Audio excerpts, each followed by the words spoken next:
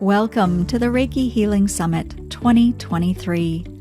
As we gather here, guided by the wisdom of today's Reiki Masters, visionaries, and thought leaders from around the world, we start our transformative journey of nurturing the seeds of light within. Just like a single seed grows into a mighty oak, our personal journey of self-discovery and healing ripples outwards, inspiring and guiding others along the way.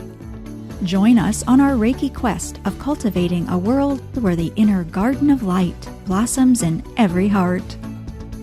Now meet your summit host, Yolanda Williams. Hello, everyone. Welcome to the Reiki Rays Global Healing Summit. Today, we are here with Elizabeth Latham, who is a Reiki Master teacher and author. And before we start, I just want to thank you so much for taking the time to have this conversation today. And I just want to read a bit of your bio so everyone has a little bit of your background, okay?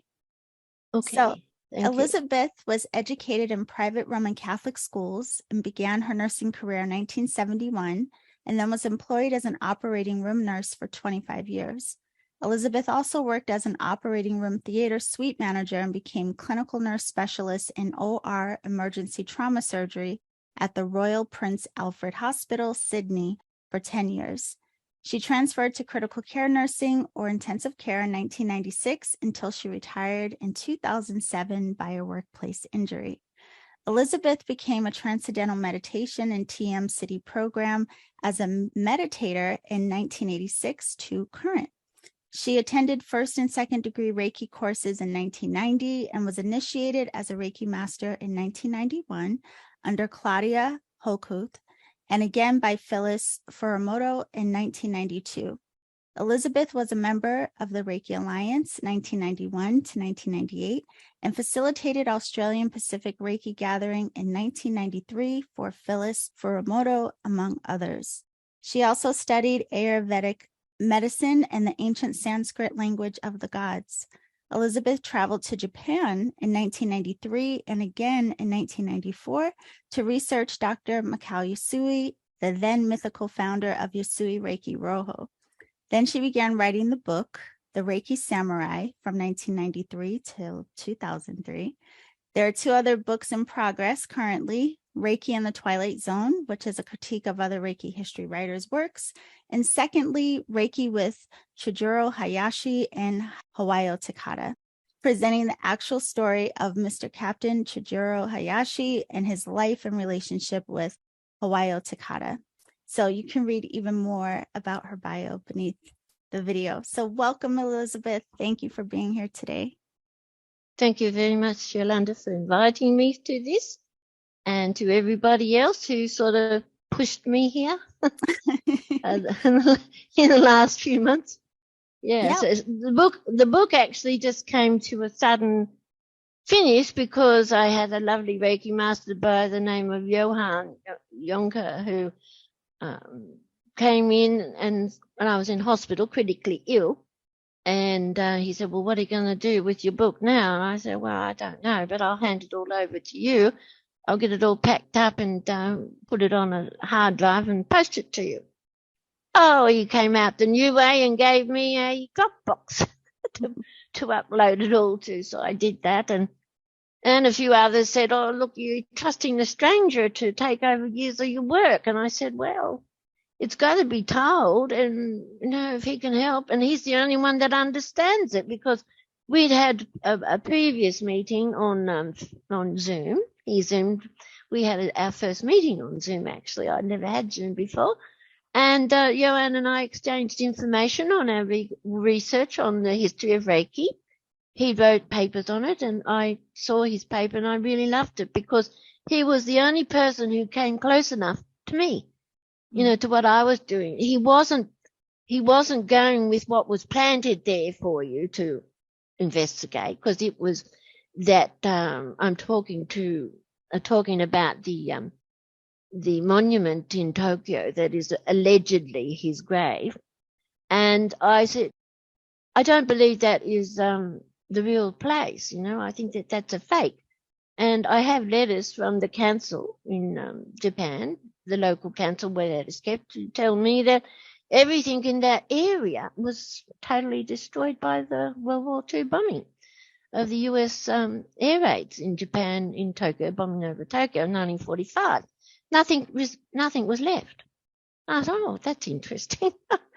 Oh, because it actually says, that on the actual monument, it actually says the Saihoji temple that is supposed to be, so the grave marker's in the right spot. But how did it stand? A 10-foot high, 4-foot wide stone that's made out of concrete, in my opinion, with wire reinforced meshing on the back of it. That's why I showed that book. How did that survive the war? How did it survive all the bombing when everything around it was destroyed? I could understand that one stone being destroyed and leaving the little one beside it, yes, because the little one's common, and it probably was made of granite, but the other one, no. Until someone can prove to me how that stood, and I believe because it first showed up at the same time as the Twilight Zone magazine was written, though they didn't take a picture of it to put in the magazine, you would think logically, wouldn't you, that if you found something as wonderful as Dr. Usui's gravestone monument, that you would take a picture of it and put it in the magazine that you were writing the inscription story on it. That's allegedly on the... Have you seen the Twilight Zone magazine, by the way? Not the magazine, no. The show, no, yes. The magazine, no. No. It's written in Japanese for a start. Yeah, no. And it was published in 1986 in April, actually. And you can't buy it because it's a redundant magazine, but you can get a copy of it through one of the libraries. Not easy, but you can get it. And many have translated it. James Deacon's webpage is a great source of it because he's got a few translations. And you have to read it. I've read it probably about 300 times, right? So it's loaded. It is loaded with trickery, in my opinion, and it was deliberately written to throw people off and give a false tradition of Usui's Reiki. Because there's a lot of Elizabeth, I want to make sure, because a lot of us have traditionally been taught things that are contrary to all that you have found through research and what it is that you're going to share. Yes. So I just want to back up a little bit first so everyone really understands how your Reiki journey began and then what even led you into this research that you ended up doing about history identity. Yeah. Well, I traveled India, as I said, and that whole journeys, all those journeys prepared me for meeting spiritually powerful people, right? Anyway, I had met so many when I was, and those that are healers like Mother Teresa, are known healers. I didn't go there for healing. I went there because I admire her so much. But anyway, I met her, and when I got back from India that year, I was told, oh, yes, these friends of mine, they learned Reiki with Best Grade. Oh, yes, I will learn it when I get back because it's so compatible with the TM program. It's so simple, so easy, and you'll really love it. And I was like, okay, if you say so. Anyway, I got back and I did what I was told, but I didn't go to Best Grade because I can't stand large crowds. The thought of having 250 people in the class turned me right off. Anyway, I discovered this close by Reiki teacher, and I learned Reiki with her. And I went into that workshop late and I was completely a skeptic. She went through everything perfectly, explained everything. She was trained by 1 year Tan. 1 year's a great teacher of Reiki through all her Reiki masters that she's trained, very thorough. Anyway, and I started to have, after my first Reiki initiation, I started to have these experiences. I thought, wow, what is this? And I just went along with it. And I was describing things in this class and over the weekend. And I thought, gee, I'm not supposed to say that, but they said you've got to talk about it. So I started talking about it, and I couldn't believe I was able to see in a person's body and actually see the sciatic nerve running down there. And I said, oh, you haven't got any problem here, but your problem's up there. And I said, am I supposed to say stuff like that? Is that what we're supposed to do with Reiki? I was so naive to it. Had no idea. Anyway, I went to work that night in the theatres because I was work night duty. and we had a guy had his head stuck out the train. And anyway, this is in the book, and he got a large gash to the train. His head was bleeding away, and we had a guy, a well-known neurosurgeon now, Charlie Teo. I just call him Charlie, Dr. Charlie in the book, but his name's Charlie Teo, and he's a lovely guy. And I was helping him prep. And I couldn't believe, nor could he, for that matter, I was holding my hand over this guy's wound while cutting all the blood away from his hair. He made a terrible mess of his head. And if you ever seen a head wound bleed, it really bleeds, but we could see the grey matter. That's how deep this laceration was. Full force of the train sticking out your head, you can just imagine. Anyway, by the time Charlie came back in, I guarantee the wound was about that far apart from previously being that wide and bleeding profusely. And I couldn't believe it myself. He said, Liz, you healed. Well, what have you done? You've almost healed him. Do I need to do any surgery? And I said, gee, I don't know, Charlie. I think we better go ahead, though. Anyway, that was one thing. And other things kept happening, which I counted a few. I thought, sold, totally sold. Anyway, I started organising workshops, like everyone was sort of into it. We go down to this country town. I don't know if you've ever been to Australia, but Australia has lots of little country towns, because little ones, tiny little ones, and we all go there and we all take our esky, which is an ice box, for those who don't know. And we spend the whole weekend there, like, a big gathering kind of thing. And the Reiki teacher comes, and we all invite other people who want to learn Reiki. They come there and we give Reiki all weekend. Or whatever. And we have a wonderful time. But anyway, we started to get a little bit cornered because we weren't getting other information about Dr. Usui. And one night I was in the pool room after we changed from Reiki teachers, got other ones, and I was just looking in the spa room, I should say. I was just looking at the candles and the flickering candle. I used to make incense, well, I still do, but I just don't have any time to do it. Anyway, I lit a stick of incense, beautiful sandalwood, and it's burning away there, and the candlelight was flickering, and all I could see is that photo of Usui. And I looked and I looked and I looked so deep into it. I said, I have to know you. I want to feel where you sat. I want to walk where you walked. I just wanted to be in that presence, like I'd experienced in India so many times. I got to sit with the physical reality of enlightened beings. And to me, Usui was an enlightened being of a great proportion, because what he did was resurrected, not the way Christ healed per se so much. What he brought about was a Japanese form of Christian church that was based on Christianity, but had Japanese concepts and rituals. That's what he set out to do. He didn't set out to heal. But when he was on the mountain as about a 17, 18-year-old boy, he was so in love with Jesus and the miracles of Jesus. He was running around Kumamoto City, and he was evangelizing everybody. He'd had the touch of Jesus in him. That healing effervescence of the evangelistical type Christian. He was full of it. And that's what he set out to do. He wanted everybody to feel as good as he was and to have the magical powers just like Jesus did. Right? Miracles and all, not just healing, but all of them. Whatever he could do. Change water into wine, whatever. Levitate, raise in the sky, raise the dead. He just loved the healing powers of Christ. Well, so have many other yoga teachers like that of Patanjali. He's a great yoga master from the Hindu period. He wrote pretty much the book on yoga. And he talked about the Yoga Sutras and this is what they practiced in TM. The Yoga Sutras of Patanjali, where you develop your siddhis, the enlightened powers, you see. And Reiki has that same gift to us as a side thing. We come to it for healing, but on many levels, we're wakening up a lot of our other parts of our brain with this beautiful energy that we're now connected to better than what we had before. Like for me, I couldn't use a computer. I can't spell for nuts. The only spelling test I ever passed was when I was absent from school and got an estimate.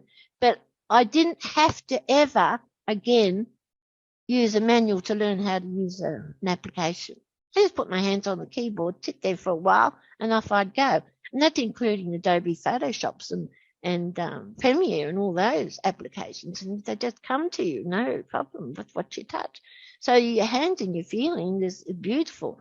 And when you put them on a person, you just allow it to come. You don't ever try to focus. You never try to focus. Let it come. So I had to know this man. I had to touch something that he touched. I had to know more about him and how do I find him? I can go to Japan and have a look. Did we know anything about Japan then? Not much. I grew up with Shintaro the samurai and his Iga ninja, but that's about all the world knew about Japan, apart from World War II, really. And this is one of the things that I talked about with Phyllis too. I told her when I met her when she came to my home, she stayed with me for 2 weeks, first time in Australia. I said, look, I really want to find Usui. I said, but I need information. I run out, maybe we'll tell something over this conference that you're running for us and we can ask you questions. Well, we didn't get anything about Usui or Hayashi for that matter at all. We were all terribly disappointed. So anyway, I thought, I said, I'll settle for anything, Phyllis. I said, I think we should get a nice Reiki archive happening. And I really would like to, start that with having some proper knowledge on Dr. Usui and Hayashi. I said, what's out there is not much, and they deserve better. And she was very kind of, it's hard for people to understand because Japan was such a different place in a different time, and we weren't there. Okay, Elizabeth, I want to ask you one thing for all of us to just have some clarity around. So you had taken the Reiki classes and you had this in that meditative state, watching the flicker of the candle. It came to you just this desire to really understand and know Usui. Yeah. And so unbounded desire. Yes. Right. Yes. And so then you mentioned about this Christian aspect to him, which a lot of people I'm sure listening are like, wait, what is she talking about? So I want to get into like that aspect of your research, but also you mentioned talking to Phyllis about him. So I just wanted to interject really quick and ask the story or the history of Reiki that you were taught. Was it different than what is typically taught now? Or did you find out more just because of your research? I found out a hell of a lot more because of my research, but I didn't go in blind. I used Mrs Takata. After all, she was the last of the masters, Japanese masters alive, and she was the one that brought Reiki to the West, to everybody. I don't care what anyone says. She brought it out from Japan, and Reiki became well famous through her and her efforts and her master's efforts. Other people, unfortunately, got onto that and broke it down and dissected it. We wanted to keep it as pure as possible, and most of us, Reiki people at that time, those under 1 year and people like Claudia and Mary McFadden and all those, they were very tight on the teaching. John Gray, Beth Gray, very tight on the teaching. And especially keeping the symbols sacred and everything like that. But anyway, we didn't know much about Dr. Usui other than what Takata told us, which is why I made that little tape, and I sent you a copy of that tape. Takata made a whole series of tapes. I have 3 in my possession. I think 3 or 4. One of them is on Hayashi, and it's beautiful to listen to. I've really got to listen to it again. These are the similar tapes that Helen Haverley used to write her book, the Takata story. This little blue book here, Hawayo Takata story. And Fran Brown used a lot of it as well, because Fran Brown and Barbara Weber Ray and Helen Haverley were there at the time when Takata made all these recordings, right? And she talked, and also she talked about Mrs Takata of Usui being the president of the Doshisha, or the principal, both actually, of the Doshisha University in Kyoto, and minister on Sundays. He was a fully fledged minister, and so she, you've heard the tape, you've heard her voice, and she is so strong and so clear in making that statement compared to a lot of other things in that tape that she mumbles over. If you listen to the whole tape, you should mumble over something that like Kuriyama or Kuramyama, two different things. To me, she's saying Kuriyama, and Phyllis says, no, it's Kuramyama. I know because I asked her. I said, well, I'm hearing her say Kuriyama. So when I got to Kyoto, I had to ask for both. You see. Anyway, I met a lot of friends in Kyoto because I make friends very easily. And I'm no person shy about running around asking people different things. I even met a Mr. Usui in there, and he was very interested in my Dr. Usui, and he felt the book that you see the Japanese. He was actually he was a publisher in Japan, and he wrote a number of books himself on Kyoto, so he knew the history of the Kyoto temple very, very well. And so we had a long talk with him, and he said he would check out the Gunma prefecture, or Gifu prefecture, to find out the Usuis, because that's where they all come from. He explained all about the two ways of spelling the name and so on, but usually they are the same. And he said, I've never heard of anything Reiki. I've never heard of Makasui or any kind of this kind of thing in Kyoto or anywhere around. He said, but I'd be interested. He said, I'll let you know. I'll ask around a bit. And if anybody would know, he would. The other person who I made good friends with was the manager of the Kyoto Tourist Bureau. Oh, you couldn't have a better person who knew what was happening there. And she was incredibly wanting to know about Reiki because she had these people coming into her tourist office all the time saying, what about this mountain? Or what about Dr. Usui? Or who does Reiki here? Where can I go? And she had no idea. It was driving her mad for a few years, you see. And here I stroll in there and I'm spending a couple of weeks there, totally looking for him. That's what I told her.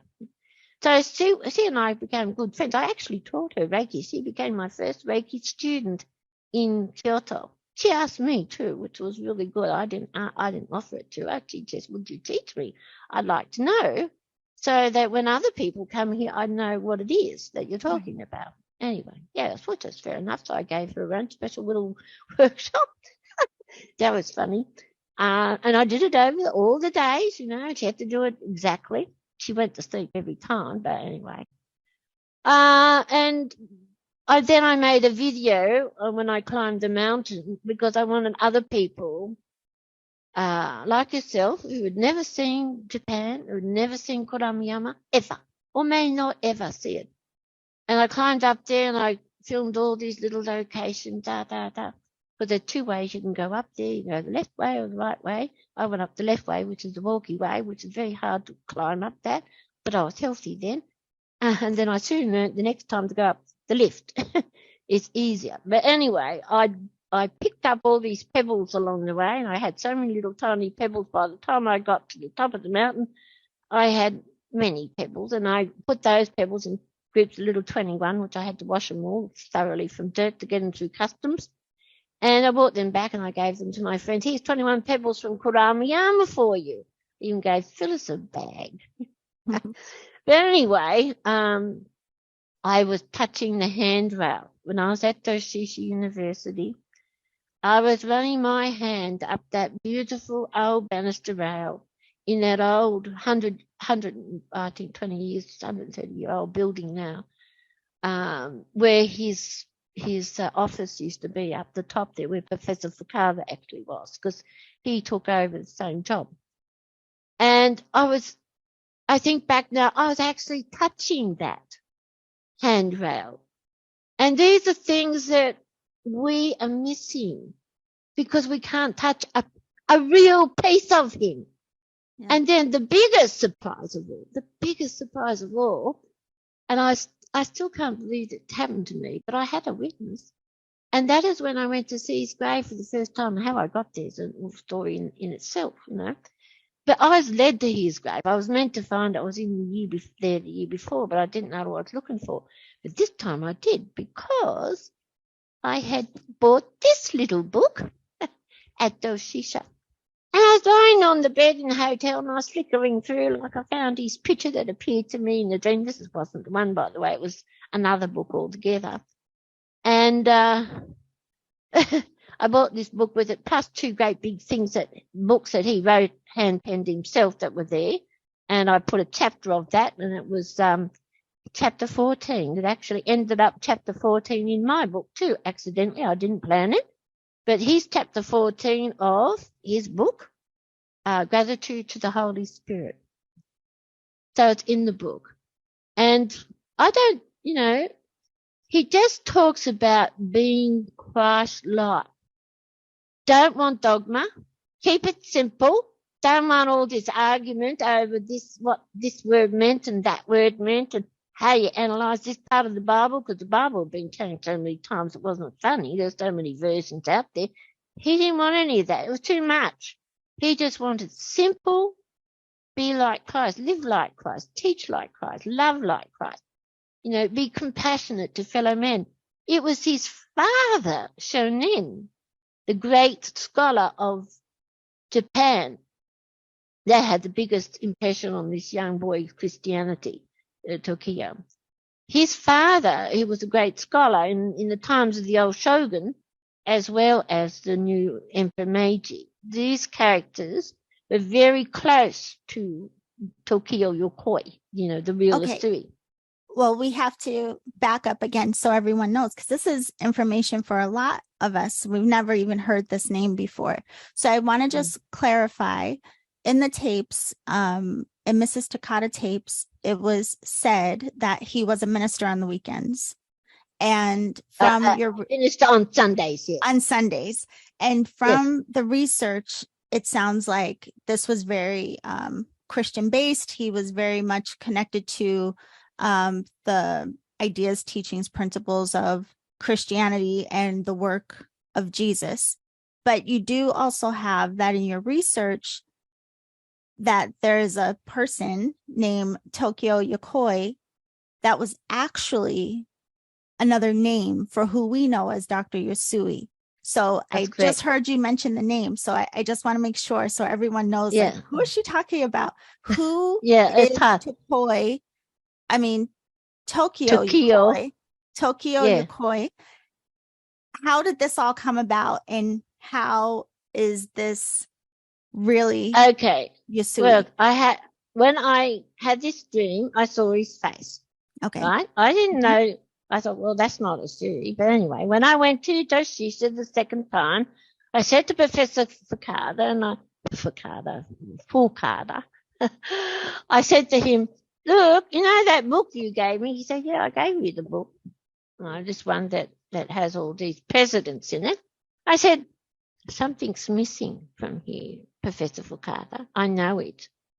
I said, do you know who? And he said, no one's missing. They're the presidents. I said, no, there's one missing. There's somebody missing here. I just got to see all the pictures of everybody who was at Doshisha at that time. All of them. Anyway, I said, I can see these down the library. So he got me access to the university library, because only you could get that access that way. So I said, my friend Sala, I'll be very quick. I'll just flick through the books. If I don't see the picture, then that's it, right? Because I had to do that. I was there on site. That was the only place in the world I could do it then. And I had this force pushing me to do it. So I had to. Anyway, I got in there, picked up the book, because there's none in English. So they're all in Japanese, according to the librarian. And so I just picked it up, similar-sized book, and flicked through, and there's a biographical dictionary of Doshisha. And I thought, and I flicked through it again, because I went too fast, I think. And then I saw this baldy-headed man. I thought, that's him. And I just jumped around this quiet little library, very, very Japanese-like, and dancing around. I was so excited. I was screaming, yelling, it's him, it's him. I said, that's the man in my dreams. It's him. Who is he? What's his name? didn't know his name. I just knew this man's face because it was here in his dream. And I said, but it's not Usui. Anyway, we got everything we could find on him, potential these books and other things. So I spent that day a lot of money and walked out of there not knowing whether I had anything or not because I couldn't read it. It's all in Japanese. And my girlfriend, who did speak Japanese, she couldn't read old Japanese because it's written in the old kanji characters, which makes things difficult. But I knew I had something there in my hands, but proving it, untangling it all. But it so happens that the very picture that I saw in this book that was him, actually, once it was translated, told me that he was the president of the Doshisha University, the third president, to be precise, of the Doshisha University in Kyoto. And I thought, wow, that's him. And then it goes down to the bottom. He resigned because of the dispute with the American, the teachers over religious ideals kind of thing. I can't remember the actual wording of it now, but it's in the book translated what it actually does say. And I thought, wow, I had just about given up. And then my flatmate, Trevor, behind me, looking over my shoulder one morning, and he started translating this and I was having my cup of coffee, and I said, you can read that? And he said, yeah, oh, not too bad. It's a little complicated, but no problem. He went on to read it. I thought, wow, I was so blown away that I lived with this guy for nearly 6 years and I didn't know he could read Japanese, let alone Chinese, and he can read Dutch and German and French and Russian, all those difficult Arabic. I thought, wow, what a lucky score I had. But he was very slow, very slow. And he liked to be precise, you see. This is why he never made a translator. He was too particular. And he spoke too many languages perfectly. Writing, reading perfectly. Anyway, he came very good for letter writing around the world for me, but anyway. So I then knew I had something, and I had to pick at this man. I didn't like it. I didn't like having a face change. I didn't like having a So I just want to photo change. Just make sure we're all really clear, because you, again, at the beginning had this deep desire to connect with Usui Sensei. Then at some point you had a dream, and the image of a Japanese man came to you, and his head was bald, and he said, I'm the one you've been looking for. And so you're saying, I am Usui. Yes. I am Usui. But the picture, so with the picture that you saw, which I believe are you speaking of the picture that's on your website? If we go to your website. Yeah. Yes. I'll take that's Tokio Yokoi. It's on the front cover of the book. Yeah. You know, So you saw the picture and you're very excited. This is the image of Usui that you saw in a dream. So, but with the research you started to do about the man in the picture, was he identified as Usui? No. Yes. Okay. So you saw him in the dream. He told you he was Usui, but in your research, he was identified by this other name. Yes. Reverend Tokio as in Tokyo. Right. Tokio, Yokoi. A lot of people change that to Tokio to stop getting confused with the Tokyo. So I want to ask you this. Once you did all this research on Tokyo, were there similarities to the stories you had heard about Usui, or was this like blowing up a whole different explanation of his identity? And did Miss Takata say anything that was similar to what you were reading? That's why I had to use her tape, her audio tape as my guide. I had to have something to guide me. And since she was the last voice that we heard, or the only voice that we've ever heard on Takata, apart from another document that I know Hayashi wrote, and I'm the only one that's got it, just to lay out a little secret. It's got his signature on it too. It was what Takata said, the strength that she said it, and I lost my thought. A lot of the things on the tape I had to line up. And so I put a list of those there, not all of them, but a good list of them, that the story about Tokio had to tick off each one of those points, right?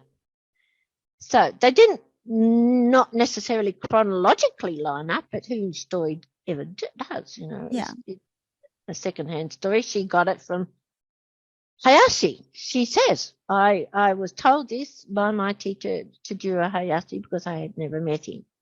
So she openly admits that. And yet, this one Reiki master wouldn't accept that, because he said, oh, well, that was, he died in 1926. So actually he died in 1927. But he contested, because there was no actual document to say this is a Dr. Usui. He couldn't accept my work. So I thought, well, you know, isn't Takata's words good enough for you? So I gave him that same tape that I played for you, because a lot of people haven't heard that tape with Mrs. Takata saying that so convincingly, and other things in there.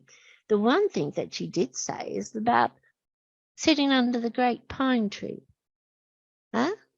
That's a beautiful piece to link the two together, because both of them sat under a single pine tree for their spiritual experience that they had. They were both on a mountain, and they both sat under a single pine tree. Yeah. And it was in the early rays of the morning. So those two stories are identical. The other thing about Mrs. Takata, she said, oh, look, he went off and he studied at Chicago University. Oh, well, that was a nightmare, because Chicago University was actually shut down at that time because they had a major fire. So when Japanese were going there, especially when they did go to Chicago, but he ended up going to Yale and what's the other one? Not Harvard. He gave lectures at Harvard at the end. Yale and one of the other ones there in the USA. Princeton. I think Princeton. Yes. His name's in both books there as a student of theology and other things. Tokyo. Tokio Yokoi studied, just as Takata said, he went to America to find out about Christianity, to study Christianity in another country. Well, he thought he was going to find the creme of everything, I guess, when he went over there to find out how Christ lived and how miracles lived, and he expected everybody to be Christ-like, you might say, you know, the embodiment of their teachings. Well, the poor guy got there and he got nothing but racism. Mm. He's a Chinese man, spoke perfect English because he was educated by a military ex-captain from the US Army in the old days, so he had perfect English, and yet he had the mannerisms of Japanese, and so he was subjected to some pretty nasty, underhanded racism that he had never experienced before. He expected brotherly love, and he didn't get it. So he went back to Japan feeling very disheartened. He said, I don't want my Japanese people to have that hypocrisy. It's not good enough. You know what Japanese like. They get a bread sandwich and they want to make it the best bread sandwich in the world, so they perfect it. Well, this is what he was doing. He took the best that Christianity had to offer, and he developed how he did it. And I believe he did it with Hayashi, his cousin. Chijiro Hayashi, I believe, was his cousin, or, you know, nephew, one of them, because he had cousins as Hayashis. When he went into politics, Tokio Yokoi, he had a lot of Hayashi friends too. So I think Chijiro Hayashi and him were related, right? And they knew about this for a long time. The other cousin that I put a photo of him a lot is his cousin called Roka. He was an author in Japan, and he was a guy that both he and a Hayashi cousin of his went into the slums after they left Doshisha and worked together, teaching the poor people there how to do farming and fishing and growing cotton and improving skills, giving them an education, and at the same time, of course, building a church. So it wasn't a slum, so to say. We don't have slums in Japan. They had out villages, you know, belonging to the outer castes and the farmers. And most people were very poor. I suppose you could in our terms, could consider them slums, but they were just poor fishing villages. And anyway, it wasn't in Kyoto, which is the general story, because they weren't allowed. No poor person was allowed in the area because it was the imperial city. So they were banned. have to ask you this too, because there's several questions I have for you, and I want to make sure we get them before we run out of time. I'm sure a lot of people are curious to know why the difference in name. Through your research, did you find out why? Oh, yes, yeah. Okay. If you knew what happened to Shonan, his father, in 1869, he was assassinated because he favored Christianity. He also favored lifting the poor Eta people, the untouchables, who were nobodies in Japan. They were just nothing. He wanted to lift them up and make them citizens of Japan equally, because this is how Christ saw it. And this is how people in the West would see them. So he thought Christianity would be a good thing for the country. Anyway, they got wind of this, and they saw him walking around with a Christian Bible in Chinese that he got from Shanghai. And he talked about how much Christianity had to offer Japan as far as love and caring for the individual. And there's something that Buddhism lacked in Japan because it didn't exist. And Shinto wasn't that kind of religion anyway. So there was nothing there for the people to bond together. And he also thought, Shonan also thought, that if the Western nations were so powerful, look at them and look at us. We're so primitive and so far behind. It must be the Christianity that makes them so strong. So he put this forward to both the emperor and the shogun, and he was assassinated for it, you see, at a very bad time, because it was just after the Meiji emperor became the sole power of Japan again. The shogun had to back out, stay away, and anyway, he was assassinated in the streets of Kyoto. There's a place marker that I've showed there. He was brutally assassinated, not the fair way like a samurai should die with swords. He was in the car, the little cars that walk around and they carry you, because that's what they call a car, sedan car in those days, not one that you drive around on wheels with petrol. It was one that was pulled along by other people on their shoulders. Anyway, they had all these points covered around the imperial palace, you see. And this lumberjack man, he was a samurai, he didn't like Shonan, and he organized this assassination attempt. And they had all the exits covered on New Year's Eve. It was New Year's Eve in Japan at the time, on the Chinese New Year's Eve. And so every point he could come out of, they had him covered, and they used pistols to fire to let him know that they'd come out of this gate, right? Because there were about several exits out of the imperial palace to walk back to where he was living. Anyhow, they came up onto his little sedan car with pistols and started shooting him as a samurai warrior, a distinguished swordsman of noble rank, of the highest noble rank in the country. He was Sanyo, which is counselor to both Emperor Meiji and the last shogun of Japan. He was there, one of their advisors. He advised among a lot of the other daimyo leaders, and he was very involved in the negotiations between letting America into Japan and not, you see. So it was he actually wrote pretty much the Constitution of Japan, and he's very much on 5 articles of everything, 5 precepts of everything. 5 precepts this, 5 precepts that. I mean, it's just a common thing in Japan, and they're all Confucian precepts, by the way. They're not Shinto or Buddhist or anything. They're all Confucian, because samurai is an educated man, and one of the things that they're educated in is the Confucian analects, the Confucian teachings, the basic, filial piety, loyalty to father and family, and all those good traits, honor your parents and teachers and elders, just like our 5 Reiki precepts. Anyway, they killed him. And so that put a mark on his son, Tokio's back. And the daimyo, who Shonan was working for at before he went over to become the Emperor Sanyong. What he did was he said, we have to change the boy's name because he's now going to be killed, because the Japanese way, if you have some bad apple, or if you're considered a bad apple, the whole village or the whole family will go, if not the whole village will just get wiped out. They'll just come in and dig a big hole and bury you all in the pit. That's how they managed a lot of them. It was a very sad way to kill people, but that's even over a potato they did that. There's a famous film on that.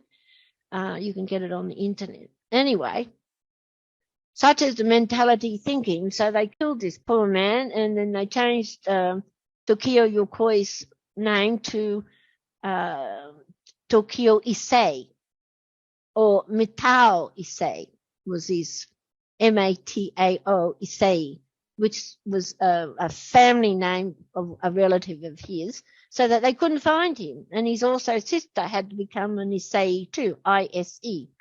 So you had this name change that happened to protect the boy, because they want to kill him out of all people. A, because he's educated, B, because he was the son of Shonan, and C, he was, touched by Christian influences. Anybody in Japan at that time was killed. There's still a law against Christianity. It was still illegal to practice or be a Christian in Japan, and the penalty for that was crucifixion, or have your head cut off, or both, one or the other. But first they belt you up and give you a really rough time and try and get you to convert back to, I'm not a Christian. And if you said that, well, they'd probably just hang you or something like that. The punishment was gruesome. So he changed his name. They changed his name in Japan to protect him. But then when he came to study in America, he used his birth name. He traveled under Issei. Okay. And also Tokio Yokoi. So both names are recorded as on his travel. I put some of the travel documents there. I do have the travel documents, the ones that the Japanese kept a good record of who traveled overseas and who didn't, right? So you could check if Usui, somebody by the name of Usui fitted that description, you could go and check where he went, what days he went, what he did. Exactly. It's so well recorded. You could not leave Japan, actually, under the law. You couldn't even go to the next village unless you had a passport. That's why I've included all those little bits and pieces in there to say, gee, Japan was really a very, very terrible police state. Really. Yeah. It was super tight. So then Mateo Issei then translated later or changed later into Mikao Usui? No, he didn't become Mikao Usui. He just went back to his real name that he was born with, was Tokio Yokoi. But he also added John, as in the Apostle John, because he loved John. So he called himself Tokio J. John Yokoi. And that's how, after he left Doshisha, he went into politics, you see. So that meant he did a lot of traveling. But, so it's only then that he changed his name back, because he felt it was safe enough to change his name back to his full title, to be Tokio Yokoi. Yeah, not easy tracing all those bits. No, that's a lot. But so I'm curious then, where did we get that name, Mikao Usui? Mm-hmm. And I want to ask you, because I'm sure a lot of people are questioning everything right now, like, wow, and you do have the book, The Samurai Reiki Master, Unveiling the Enigma of Dr. Mikao Usui. So where did the name Mikao Usui come from? But also would love to know, Elizabeth, what from your research is something you would love people to know about Mikao Usui that hasn't been commonly taught or talked about? Well, I know his energy for that question alone is very powerful, even from his grave. I know that for a fact. Anyone who can punch a hole to come to me in a dream so strong and so powerful. I thought, wow. And I thought, well, gee, what did I do to deserve it? I'm thinking now how grateful I am for that moment. I reduced to tears, knowing that, gee, I didn't think of it at the time, but I just thought, oh, well, just another one of those things, to help you out. Anyway, but when I went to his grave, the other powerful thing that this man has still so much power in him, in the death state, and his body's actually buried in Kyoto beside his father, not in Tokyo at all. Anyway, I reached out to touch his grave for the first time. That's natural that you want to do that. And I got this bolt of energy just went into my solar plexus, made me gasp for breath, and I jumped up, and I was shocked. I was in a state of shock for about 5 minutes. And I thought, wow. And I had my friend with me. She said, what was that? And I said, I don't know. I said, I just felt this energy go here. And I was, wow, it winded me, and I thought, whoa, is that him? Anyhow, I calmed down for a while, and then all this ecstasy just rushed through my body like you wouldn't believe. And I thought, oh, yes, you're right. There's no doubt about that. If you got that kind of power and I'm here, and you told me to come here, then you got to be him. But I have to prove it. Then we come back to the only part of the puzzle I couldn't fit in was the Usui bit. The most important part. He was never known as Mikao Usui anyway, because no one, it's a girly name, and no one ever heard of the Mikao in Japan anyhow. I asked everybody, and no one said there's no such name in Japan as Mikao. And I gave him the spelling. Even the Dr Shiro Usui said there's no, it's no Usui by that name, Mikao Usui. But anyway, when he received the laying on of hands, like we do in Reiki, we lay on of hands. That's how he calls it. Go out and evangelize in the street. He was laying his hands on everybody and getting arrested by the police, mind you. He was doing this in Imabari. He was doing this in Kyoto.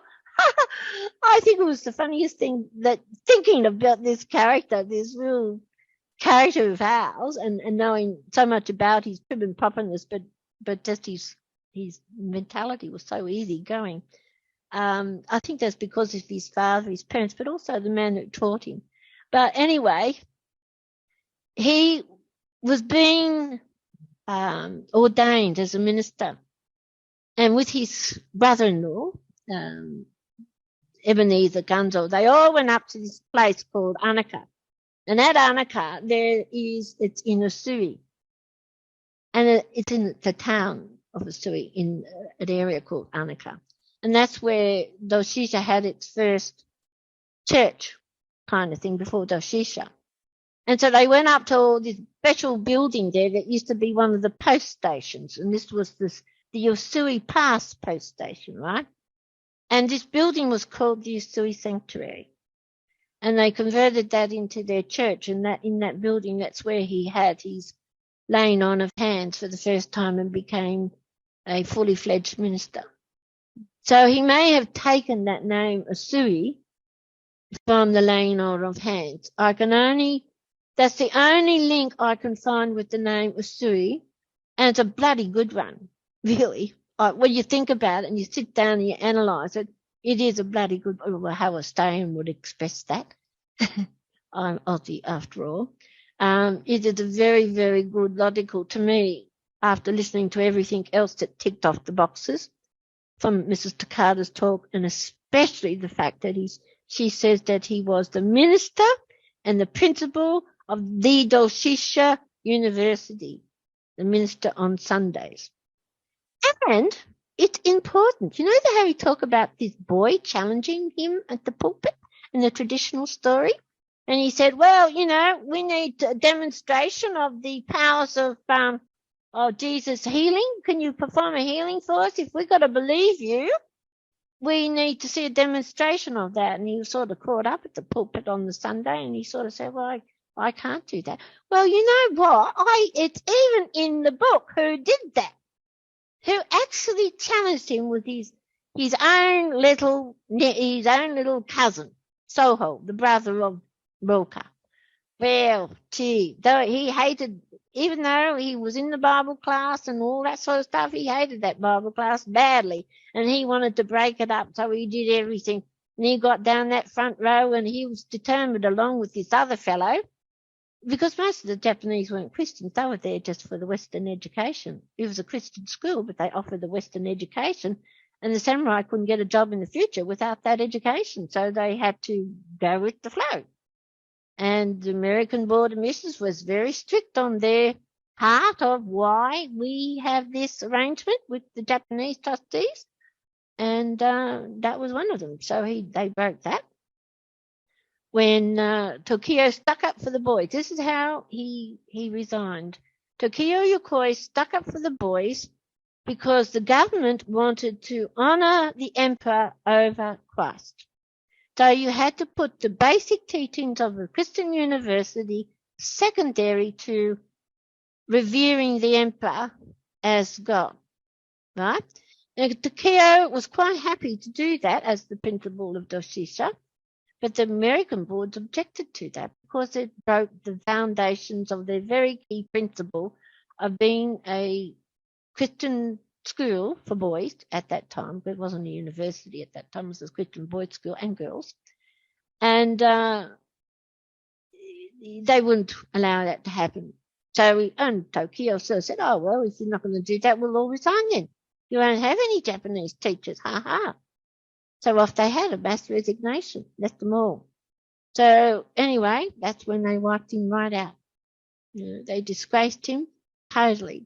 Up until the day I went there, pretty much, and bought this book and saw his face in it, started asking questions, and been going at it ever since. It was not an easy thing to unpick, but I feel the energy of the love that comes out of this man. He's poking me in the back all the time. If I do something wrong or forget something or don't look at something, I shall get a warning. Even Takata's in on it at the moment, I'll tell you. But Hayashi is extremely quiet. Well, speaking of them, I just want to make sure that people do know, because we're just about out of time now. And this is also very fascinating, I'm sure. I remember at some point, like hearing whisperings of, some people thought at some point that there was some aspect of Christianity. And then like some people said, no, that wasn't true. And, there's a lot of back and forth about it within the community. So I imagine you probably had a bit of challenge with the research that you did and perhaps what you've been sharing. So, but to read in full detail about your research around this, the book is The Samurai Reiki Master, Unveiling the Enigma of Dr. Usui. But just like I mentioned in the bio, you have 2 other books in the works. So could you talk a little bit about what those follow-up books are pointing to? Well, basically, the second one, the Reiki in the Twilight Zone, I based that on everybody was following that story of Reiki, and each one was trying to adapt their Reiki to Takata, the Japanese versions that were coming out. And I'm scratching my head, and I thought, oh, golly gosh. And I'm sort of looking at pictures, and I'm thinking, oh, no. Like, if you use Photoshop, you can usually tell a Photoshopped picture. And I'm sort of seeing Photoshop pictures glorified all over the place. That's my opinion, right? But I'm not the only one that holds that. And the stories that they shared in some of their books just didn't make sense. But when they started comparing things, like the Twilight Zone magazine as being the literal gospel truth of Mikao Usui, it's not. It's got a lot of flaws in it. There's a few links there, though, too. There's one interesting one that I will mention because I know somebody out there will hear it. And he's looking for clues on using that same criteria. And one of the places you can find the references or the key information is using the gazettes of a country. They're the gazettes that document everything. And if you look at in the National Diet Library of Japan and start looking up the gazettes from those periods with the name of Usui, you'll get a whole list of books or gazettes that character, first name character, has been recorded in. And I've looked through all those, and I can't find any Mikao Usuis or any Usuis that actually meets that criteria of our Usui, right? So there are other things that you can check too, which is the association, the Reiki Gakkai that everyone talks about. That didn't exist. It's a fabrication that people have sort of conjured up, in my opinion, which was also out of this tombstone of memorial tombstone of Dr Usui in Tokyo, that there was this Gakkai that he formed. Well, Yokoi had a Gakkai as well, his father's school. That was his Gakkai. They always talked about you see the Gakkai, the Gaku, right through it, going back to the Gaku. That was his. So anyway, I also looked at comparing some of their things, like when one person talks about Mrs Koyama being the head of the Reiki Gakkai, this secret organization, and there's no real reason for it. There's no reason whatsoever for it to be secret, which I think is a load of cotton. There's a word for it, but I can't say it. Poppycock, that's it. And they had to be registered in Japan. All organizations, didn't matter what they were, educational, otherwise, healing, whatever, had to be a registered organization with the Department of Education, religious education or religion. And no such organization of either Hayashis or Usuis was registered of any name. I got a letter from the National Diet Library saying that they've checked every single thing I've asked for. And nope, no such thing. So, and Johan found that too, because he got the same registers. Records in Japan are exceptionally good, right?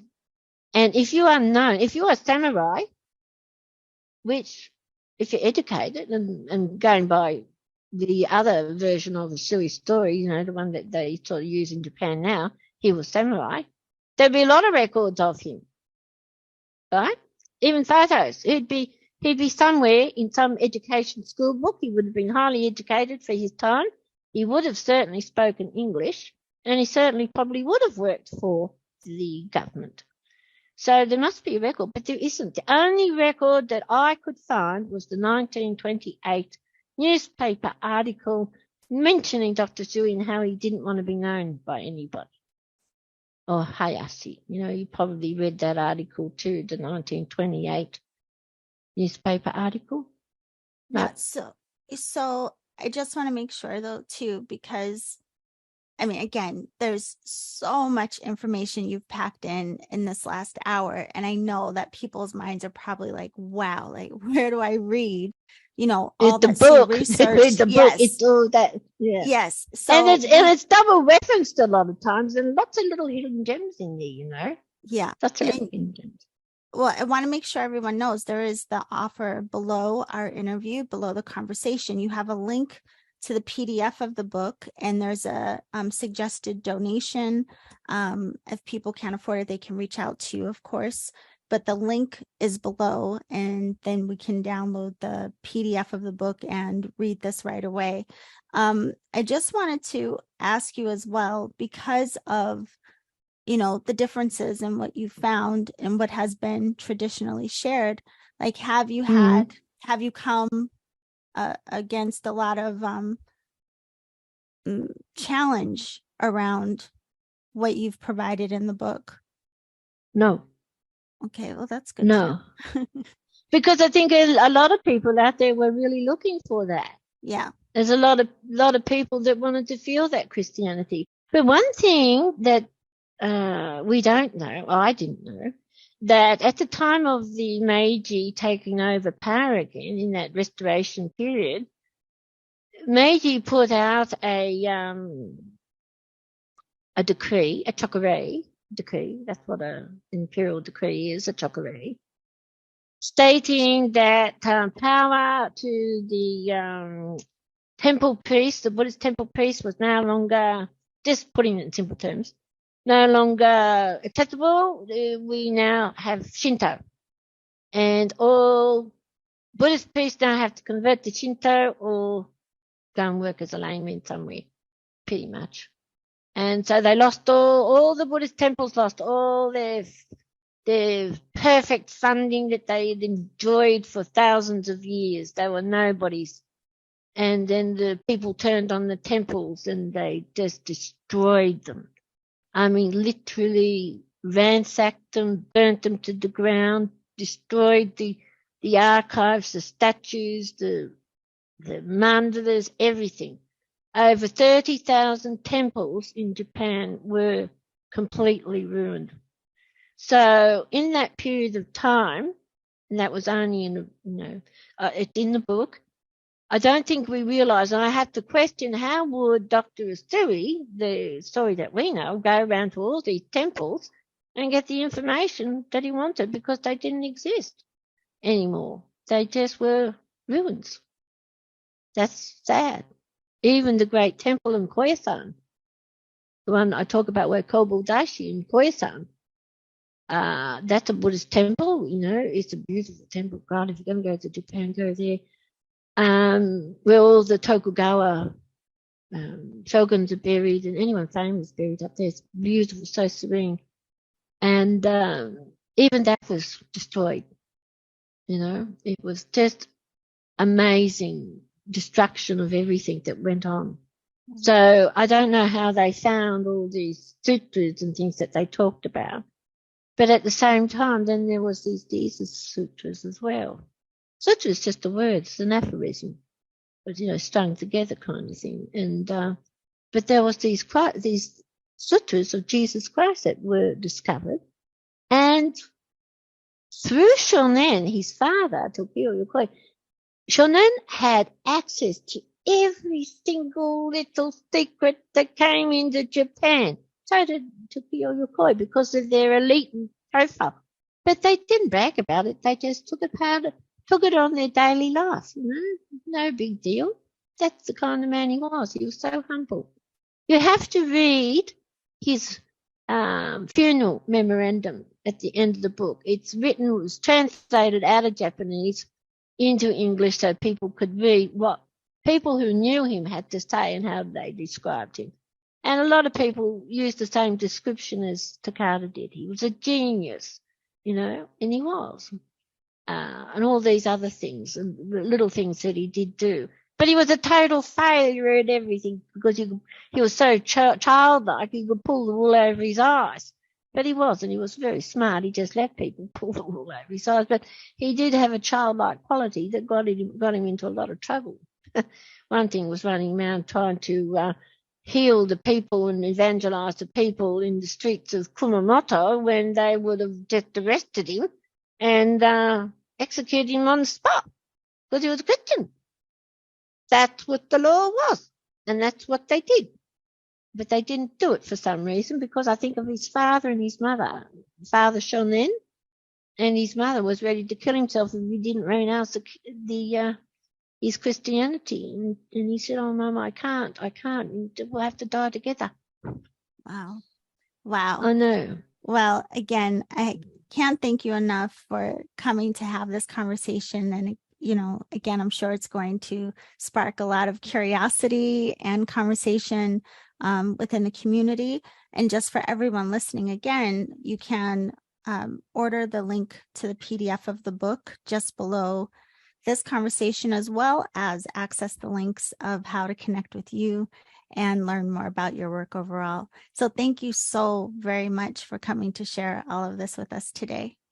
And thank you for the time, and thank you to all the great masters and for everyone who contributed, especially Johan. But one person who I'd really like to thank, and I think we all owe a lot to, James Deacon. James Deacon has been a Reiki historian for everybody for so long, and he's provided endless supply of documents freely of his own heart. And I often forget James because it's been a while since I was in contact with him. But he supported me so much in the early days, helping me understand what I was dealing with. And so I'd like a special thank you for James Deacon in the UK. And also, of course, the guy, Richard Ellis, who allowed me to have his place tonight. Oh, for this beautiful. talk. Yeah. His mum thought that was she needed some attention or something, and he couldn't do it. Yeah. Anyway, Well, it thank was you, an absolute Yolanda. pleasure to meet you. And I look forward to Yeah. reading your book. And I hope some people get there to meet Tokio Yokoi Sensei in the grave in Kyoto. I just hope he has that same extension of love he gave me. If you don't, well, just touch the banner, and just know that was the man who actually gave us Reiki. His hand went up and down there so many times. And it's the only place I know can say, dear, you can actually touch his energy and feel it. Yeah. You certainly feel it around the graveside, I'll tell you now. Yeah. Yeah. Well, I imagine a So- lot of people will reach out to you with more questions about your research and your travels. So thank you so much again. I imagine really they will. Doshisha's going to be inundated, I'm sure, because I know, even though they don't agree with you, but they still have to check. Yeah. It's the nature of it, isn't it? Thank you very much, Yolanda. Thank you. And for everyone else, we'll see you soon. Yeah, bye. Thank you for joining us. May the wisdom you've gained, the practices you've learned, and the light you've cultivated continue to illuminate your path long after this summit concludes. To find out more about our global community and the wide variety of Reiki articles and infographics, free guided meditations, free ebooks or workbooks, online courses, and global summits, visit ReikiRays.com.